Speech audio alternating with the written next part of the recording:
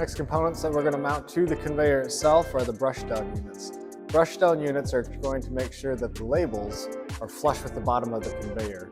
We want to make sure these are mounted outside of the sleever itself. We have leveling mounts that will bolt directly to the conveyor. They'll need 2 bolts on both mounts, on this side and that side.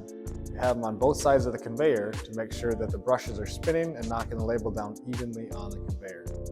Again, for the heat source that we have as a steam tunnel, we want to make sure we're about 2 feet to 3 feet away from the heat source or shrink tunnel that's going to be used afterwards. To mount these on the conveyor, we have 2 bolts here that'll attach a bracket, and then we can slide this on and off. So the bracket will mount to the conveyor.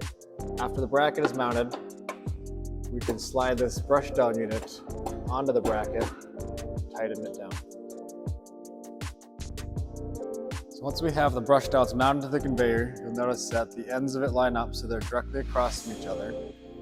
As far as the placement on the container and on the conveyor, is that our container is going to be on the center line of the conveyor, and we want the same amount of distance from each brush down unit and the brushes themselves on each side, so when they spin, they'll knock the label down to the bottom of the conveyor.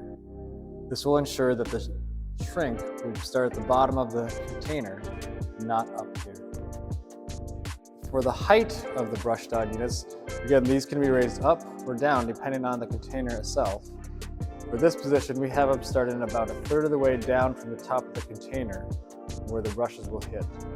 Again, depending on the container, this might have to be raised up or down to make sure that the label sits all the way down to the bottom of the container.